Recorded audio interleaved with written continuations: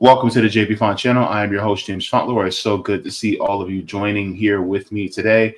Thank you so very much for joining for this reading. It is good to have you guys here for this as well. If you guys have not already, please go ahead and give your stream a like.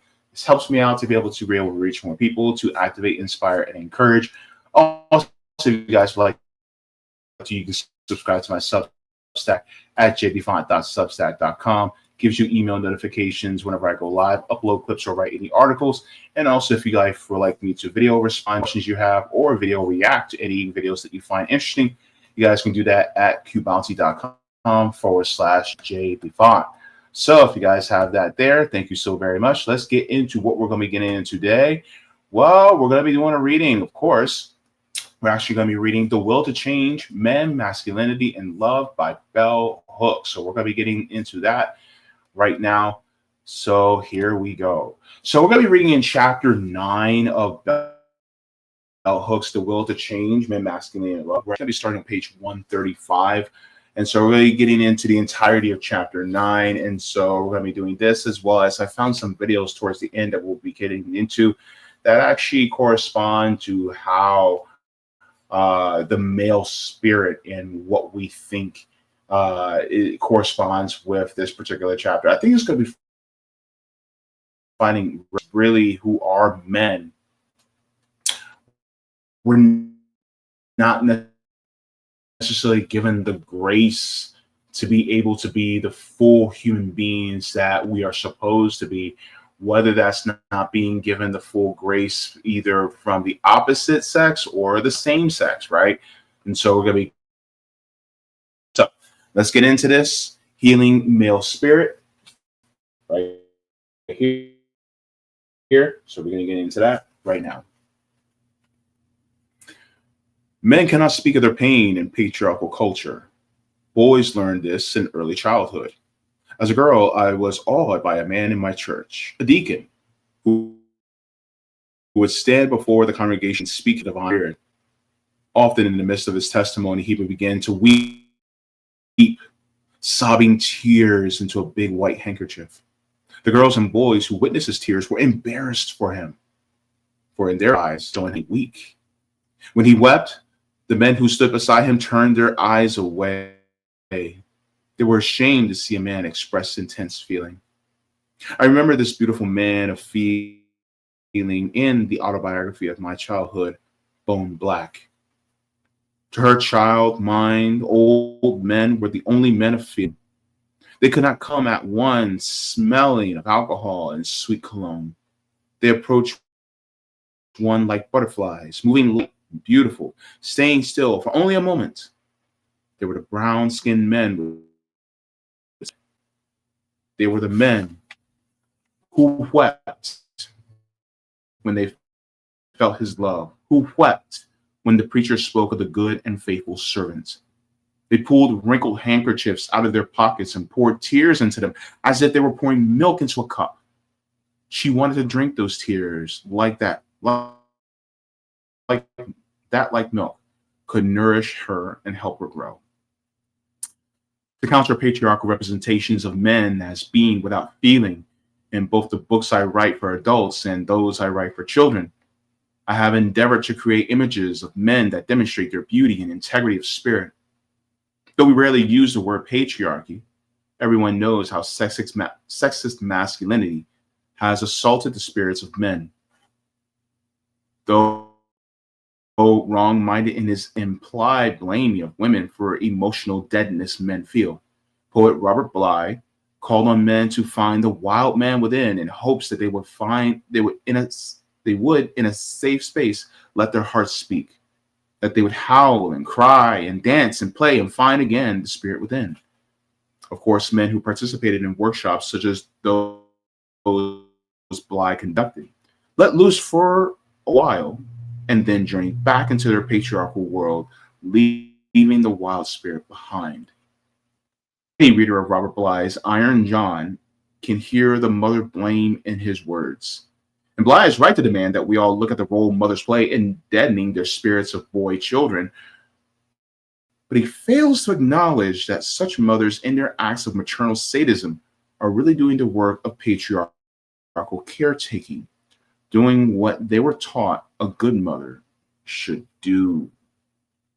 It's highly ironic that we are now living in a time when we are told to question whether mothers can raise sons, when so many patriarchal men have been taught the beliefs and values of patriarchy by mothers firsthand.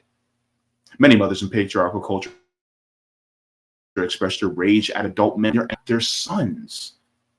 In the power of partnership, some women direct their suppressed anger against men they feel are weak or vulnerable. Their sons, for example. The psychologist David Winter found that women living in countries with periods of extreme male dominance of their sons, who are the only males it is safe for them to vent against. Women in these circumstances are often subtly or not so subtly abusive of their sons. Many mothers in patriarchal culture silence the wild spirit in their sons, the spirit of wonder and of playful tenderness, for fear their sons will be weak, will not be prepared to be macho men, real men other men will envy and look up to. Ooh, that's deep. See, here's the thing. I think Bell Hooks is really touching on this. That mothers also have a responsibility. A lot of times when we talk about, especially we Black Americans, we talk about chattel slavery. We talk about the male slaveholders and the crimes that they have committed, the atrocities that they've done to my ancestors. But we don't really talk too much about the white female slaveholders, their wives, their daughters, their sisters. We don't speak about the atrocities that they committed, of the beating of children to death, of the verbal and physical abuse that was done. And so we put it all on the men, when in reality, who raised those men? And so it goes without saying that could we be inculcating and raising the people who will still perpetuate the suffering of us? Are we still pushing that same system, even though we feel, man, this system really has to change? Are we still implying the values of that system in our own children? The same beliefs that lord one version of a human over another version of a human? So I think this is a really good lesson, especially for moms, whether they be married or single. Much of the anger men direct at mothers is a response to maternal failure to protect the spirit of the boy from patriarchal harm. In one of the family therapy sessions, Terrence Real writes about in How Can I Get Through to You? A son describes that moment when the patriarchal culture intrudes on the emotional bond with his mother and her acquiescence. The son recalls telling me, "Let me go, darling. Just let me go. We know that your father's a brute. We live together in a world of refined feeling he can never understand. But you see, darling, I am helpless, aren't I? What am I to do?" Everyday mothers are ruthlessly and brutally terminating their emotional connection with male children in order to turn them over to patriarchy, whether to an actual unfeeling father or a symbolic father.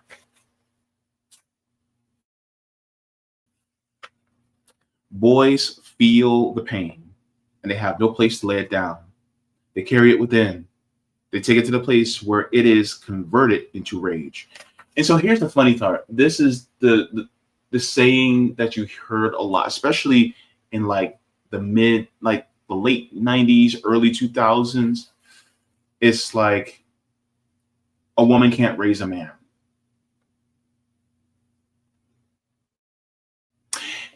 And yet, there are a lot of us who are more emotionally well regulated, and we're able to work through our issues. Now, there are some men who were raised by their mothers who weren't, but there's equally some men that were raised exclusively by their fathers who weren't.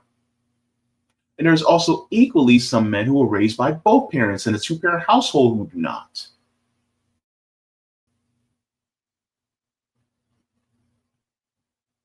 And so, what about women that were raised by their fathers with no woman in the household?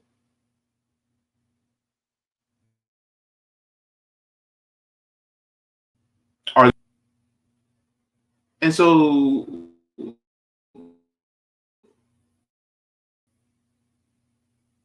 we're constantly being told that, well, we have to go by this particular performance of what a man is in order to be a man. When in reality, what it is. Is it really being a man? Because a lot of the tenets that we associate with what being a man is, a provider, a protector, right? Be somebody being strong. Haven't we seen a lot of single moms do the same thing? So, by that very definition, a woman actually can raise a man, just like a man can raise a woman, right? We don't ever stop and go, oh man, single fathers shouldn't be raising young girls. We don't ever really stop that. But when it comes to boys being raised by their mothers, and the thing is like, is it good to have male influence in your life? Yes, it's good to have positive male influence, but sometimes the male influence in our lives aren't always positive because they're still perpetuating that same type of performative masculinity that deems us worthy of being a man. Something to think about. Learning to dissimulate. Men learn to cover up their rage, their sense of powerlessness. Yet when men learn to create a false self as a way to maintain male domination, they have no sound basis on which to build healthy self-esteem. To always wear a mask as a way of asserting masculine presence is to always live the lie, to be perpetually deprived of an authentic sense of identity and well-being. This falseness causes males to experience intense emotional pain. Rituals of domination help mediate the pain. They provide an illusory sense of self and identity. Poet and farmer Wendell Berry in The Unsettling of America, Culture and Agriculture suggests that if we remove the status and compensation from the destructive exploits we classify as manly, men will be found to be suffering as much as women. They will be found to be suffering for the same reason. They are in exile's deepest connection with the with the communion of all creatures. Many men in our society have no status, no privilege. They receive no freely given compensation, no perks with capitalist patriarchy. For those men, the domination of women and children may be the only opportunity to assert a patriarchal presence. These men suffer. Their anguish and despair have no limits or boundaries. They suffer in society that does not construct masculinity, so that the basis for social formation of male identity is not rooted in ethic of domination. Rather than acknowledge the intensity of their suffering, they dissimulate. They pretend. They act as though they have power and privilege when they feel powerless. Inability to acknowledge the depths of male pain makes it difficult for males to challenge and change patriarchal masculinity.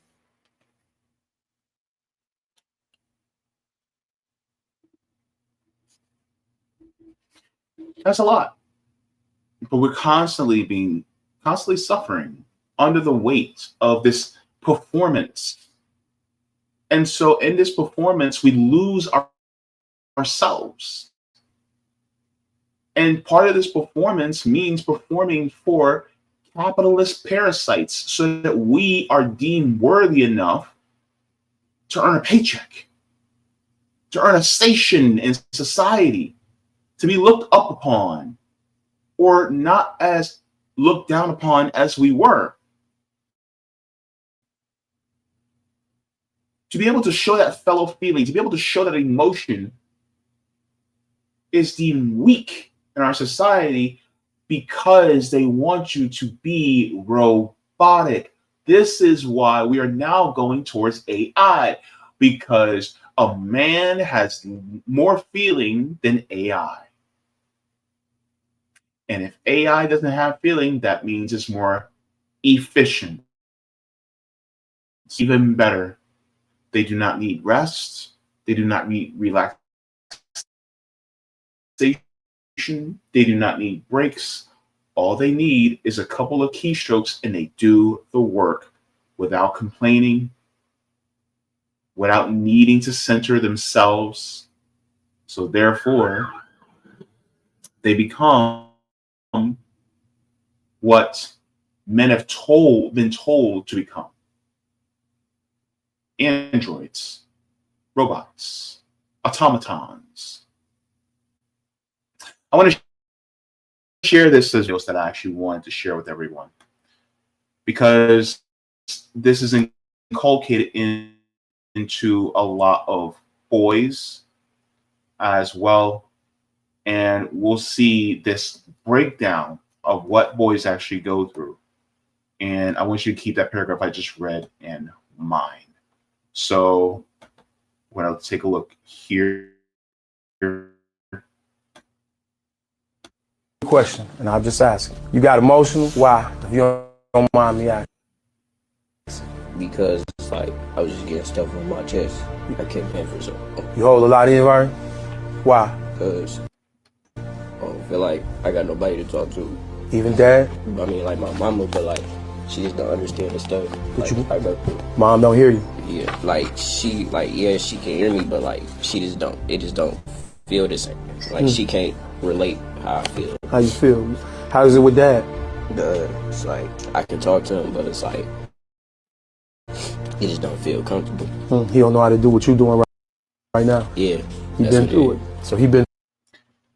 Dad doesn't feel comfortable. How many men are like that? Sharing their feelings, right? Dad doesn't feel comfortable, right? All right, let's continue.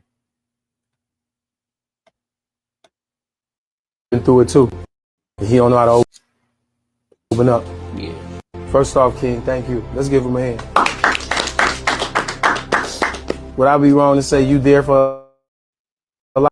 Yeah, I'm there for a life. If they not there for you. Yeah. Today you get to be, we finna care for you today. We finna have your back today. Let's see what you got, and you can say as much as you want. The truth is, I miss my granny. The truth is, I miss the old days. Truth is, I hold stuff in. Come on, man. Come on. The truth is, I'm hurt. Keep going, man. The truth is, I miss my brother before he changed. Keep going. The truth is, nobody really cared. The truth is, I miss being together with family. Come on. The truth is, I'm misunderstood. Give him a hand, man. Show some work. Give him a hand, man. By the way, this is just an aside. Look at the the jacket that the gentleman is wearing. Mumia Abu Jamal I saw Assata Shakur, has Kwame Ture, Dr. Martin Luther King Jr. There's all these different revolutionaries that are actually on his jacket. I just wanted to point that out. But who's affirming him? Who is affirming this young man? This is what we need to do. This is also building community. This is an emotional mutual aid for our community.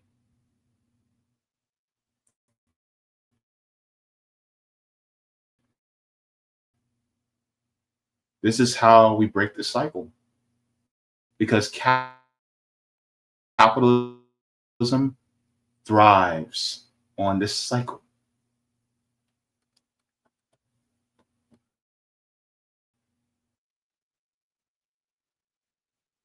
Better than that. Give him a hand. All right, quick question. So that was something that I thought was absolutely perfect. So let's continue on in this reading. Broken abandonment that so many males have experienced and been made unable to name, have damaged and wounded the spirits of men. Many men are unable to speak their suffering. Like women, those who suffer the most cling to the very agents of their suffering, refusing to resist sexism or sexist oppression. Their refusal is rooted in the fear that their weakness will be exposed in the depths of their pain. As their pain intensifies, so does their need to do violence, to coercively dominate and abuse others. Robert Deming explains, I think the reason that men are so very violent is that they know deep in themselves that they're acting a lie. And so they're furious. You can't be happy living a lie. And so they're furious at being caught in the lie, but they don't know how to break out of it. So they just go further into it. For men, a moment of violent connection may be the only intimacy, the only attainable closeness, the only space where the agony is released. When feminist women insist that all men are powerful oppressors who victimize from the location of power, they obscure the reality that many victimize from the location of victimization, aka hurt people hurt people. The violence they do to others is usually mirroring the violence enacted upon and within the self. Many radical feminists have been so enraged by male domination that they cannot acknowledge the possibility of male suffering or forgive. Failure to examine the victimization of men keeps us from understanding maleness, from understanding the space of connection that might lead more men to seek feminist transformation. Deming writes that men are in a rage because they're acting out a lie, which means that in some deep part of themselves, they want to be delivered from it, are homesick for the truth. She explains that their fury gives us reason to fear, but also gives a lot of us think about the guy who is secretly queer, but he displays extreme amounts of homophobia because he has to perform masculinity so that people don't see him as less than. And so when someone who is queer clocks him and knows they can sense it, what ends up happening?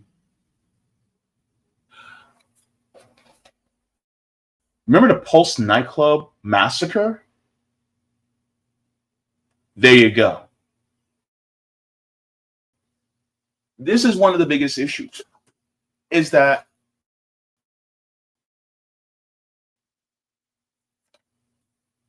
we're trying to perform this dance of masculinity, and when somebody realizes that if somebody sees through and sees the real person, they feel threatened. And so that person seeing them, the real them, they feel like it threatens their station in life, that they will no longer be deemed as worthy of being a man. It's sad. This really is there so that and our performance is really for us to, to prove to other men that we are also worthy just like they are. When really you don't need men's approval to be worthy.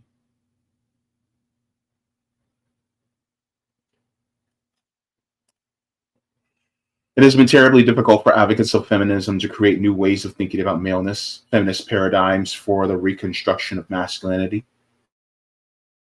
Despite the successes of feminist movement, the socialization of boys, the make of patriarchal masculine identity has not rarely focuses on male change. I'm always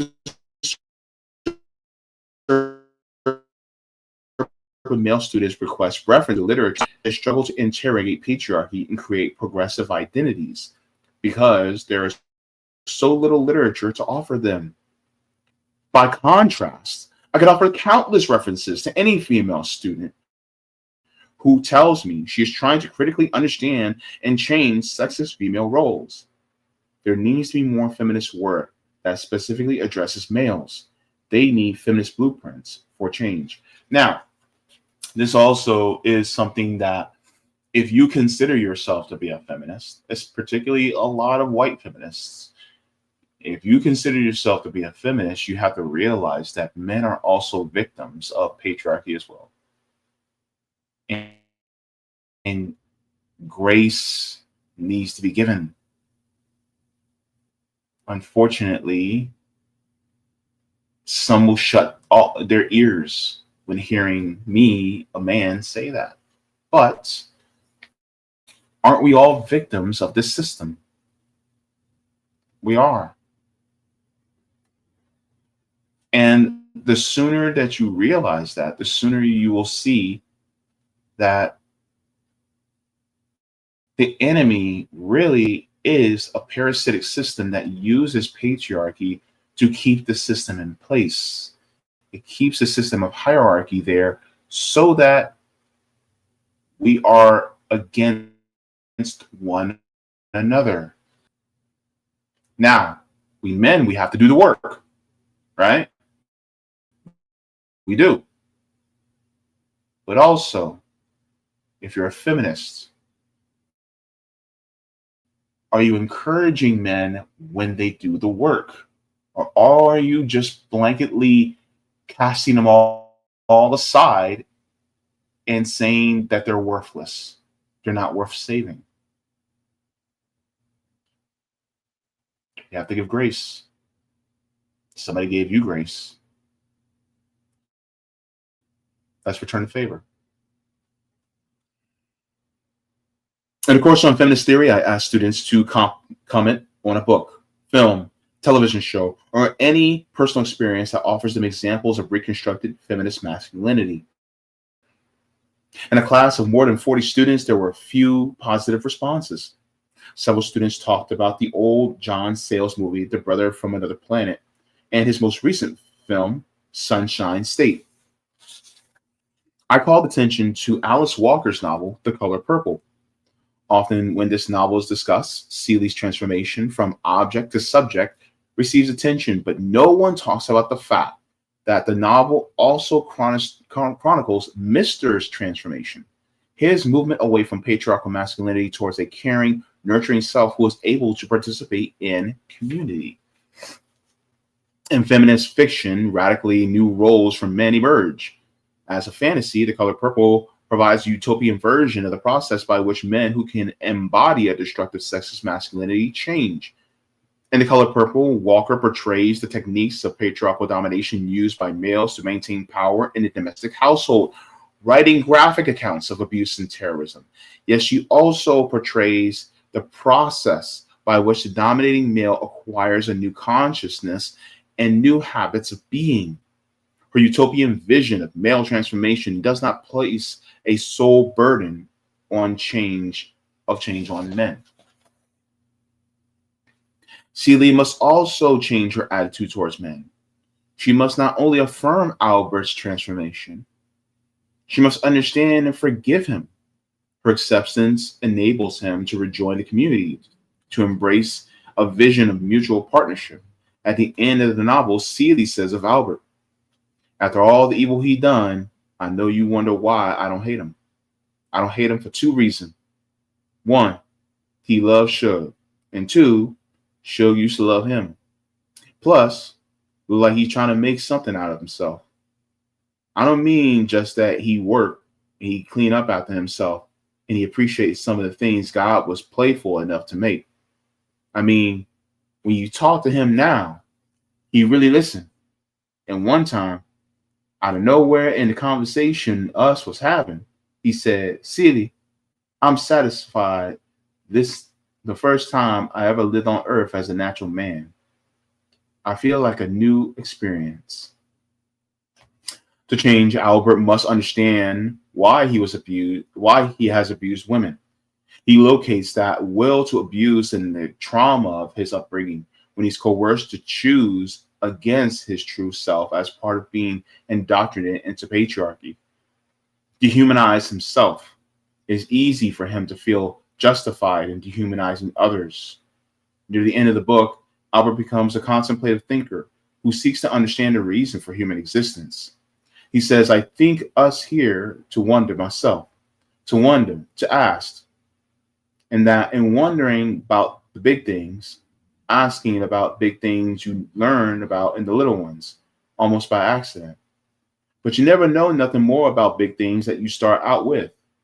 The more I wonder," he say, "the more I love." As a patriarch, Albert was unable to love.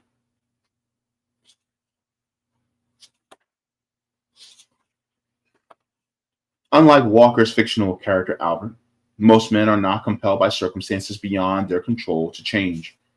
Most men who are suffering a crisis of masculinity do not know where to turn to seek change.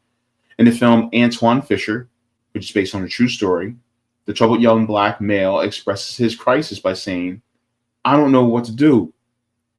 A feminist future for men can enable transformation and healing. As advocates of feminism who seek to end sexism and sexist oppression, we must be willing to hear men speak their pain.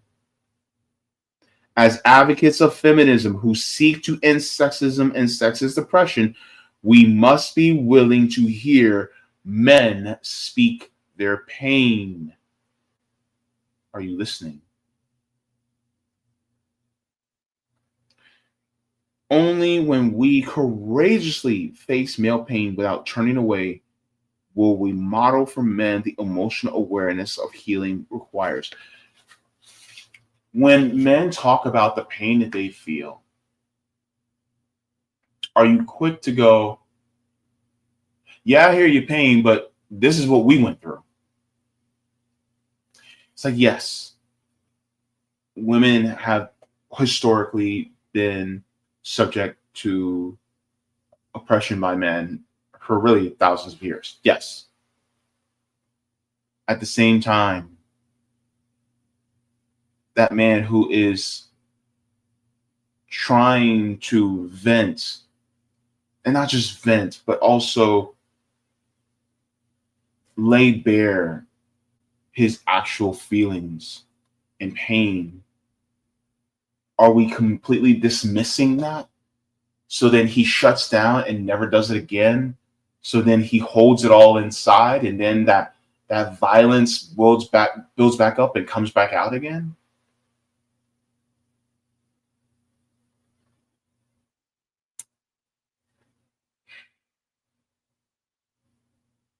That's also a tough thing to go through. Equally, I also say to us men, we need to be a safe space for each other to also talk about our pain. to listen and to encourage each other, to give ourselves permission to feel. We have to give ourselves permission to feel as men, because who else is going to give us that permission? When you're hanging out with your homeboys, are you laughing or are you making fun or clowning on him for showing his feeling, for laying bare his soul?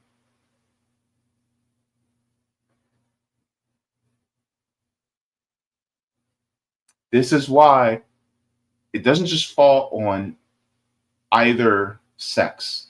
It falls on us to take care of us too. Who has the highest self-harm rates in this country? Men. And that's for a reason. We need to pull our brothers back from the brink. We talk about male loneliness epidemic. Well, who can heal that? Brothers, uncles, fathers, sons. Look, I was telling a friend earlier, go to a nursing home and ask the people at the nursing home, who are the ones that get the least visits? And 9 times out of 10, it will be the men. It will be the fathers, the grandfathers, the uncles, the brothers, the sons. It will be the men that get visited the least.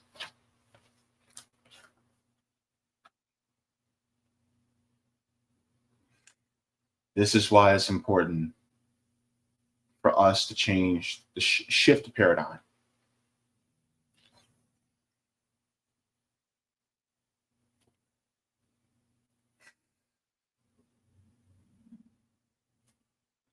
So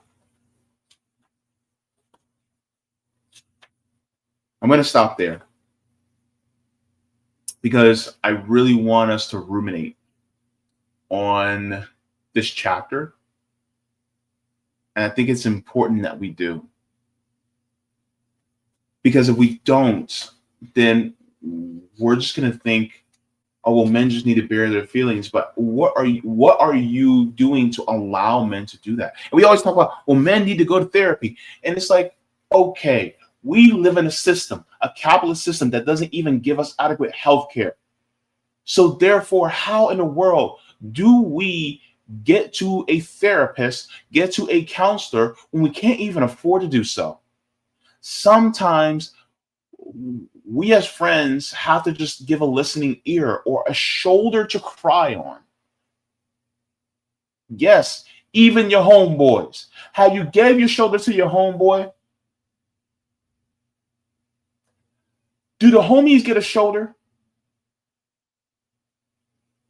Do you love your homies? Are they your brother?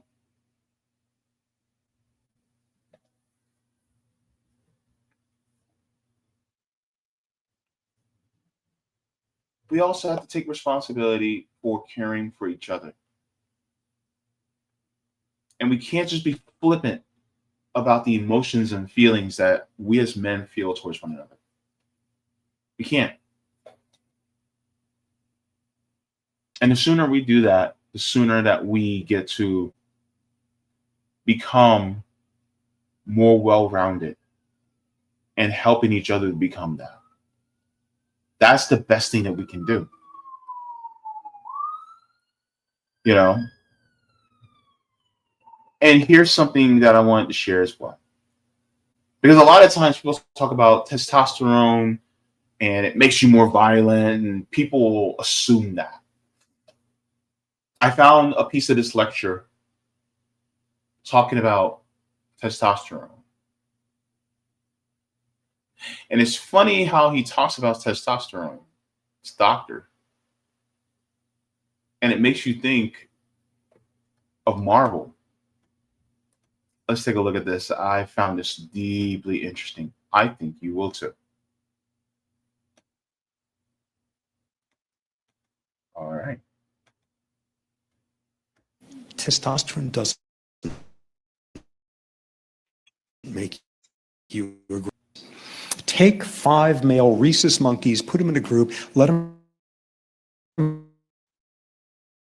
form a dominance hierarchy. A defeats B 3 times, B never defeats A. This is the hierarchy. Now give C like so much testosterone, like every amygdaloid neuron is growing antlers, and that guy just enormous. So now does C get involved in more fights? Absolutely. Is this the pattern that occurs now? Is C suddenly challenging A and B and rising in the heart? Absolutely not. C never does a thing with A and B. What happens instead is C becomes a total nightmare to D and E. Testosterone does not invent aggression. Testosterone exaggerates pre-existing social patterns of aggression. And it turns out it does something even more subtle than that. And this is people beginning to realize what testosterone really does is when your status is being challenged, testosterone makes you do whatever you need to do to maintain status. Now, if you're a baboon and somebody's challenging your status, the way you maintain it is you have a fight with them. It's synonymous. But if you're human, things get more complicated. And for example, you can have an economic game where people get status by making generous offers and give people testosterone, and they become more generous in the game. In other words, if you shot up a whole bunch of Buddhist monks with testosterone, they would run amok doing random acts of kindness all over the place. The trouble isn't that testosterone makes us aggressive. The trouble is that we reward aggression with status so readily. Testosterone doesn't make you aggressive. Here's what it actually does. Remember the movie Captain America, the First Avenger? Remember what Dr. Erskine told Steve the night before he had his experiment?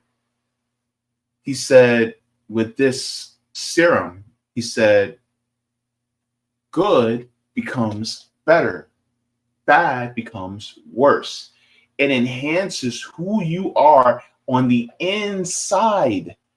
So really, in retrospect, when you think about it, Steve Rogers, Captain America, just got a huge shot, concentrated testosterone. That's what it was. Now, of course, that's not exactly what it was, but it's fantasy, and it was a serum that was created. But it basically, that's the same premise of what testosterone is. And because of societal conditioning as well, it pushes you in a certain direction, or how you're conditioned within the home.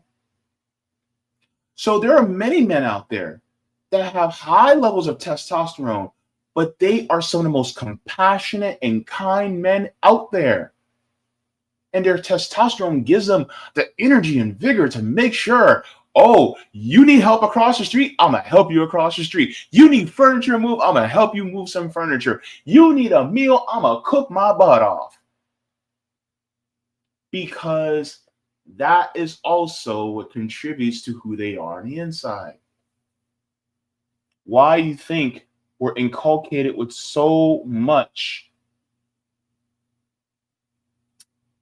belief in an exploitative system in capitalism?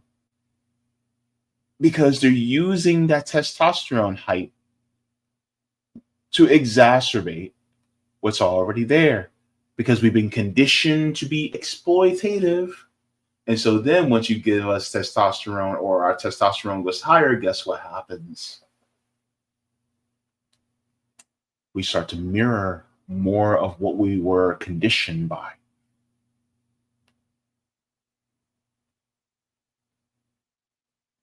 And so this is why it's important for us as men to reject a capitalist system. It's important for us as men to reject a system based on exploitation, so that we not only don't exploit ourselves, but also the other sex, our other workers, our other fellow proletarians. And then, wouldn't it be more better if we were more emotionally well-rounded, so that we can actually help our neighbors and our community so that we can be the best versions of ourselves and we can have the best version of a world that is possible. Thank you very much to everybody for joining in for this reading. I thank you guys so very much for tuning in. Be sure to tune in next time when I actually read the second part of chapter 9 of The Will to Change. We'll be finishing that up, and it is a beautiful read. I cannot wait to get into it with you. Please go ahead and like the stream on your way out. I appreciate it so very much. Thank you to all the patrons on Patreon as well for becoming patrons and helping me to be able to keep this channel alive, to support the work that I do. And I appreciate all of you for watching and tuning in. Water your plants, water yourselves, leave the world better than you found it. Do all the things if you got them, and please make sure to read, because reading is fundamental. Mwah. Love you guys for watching.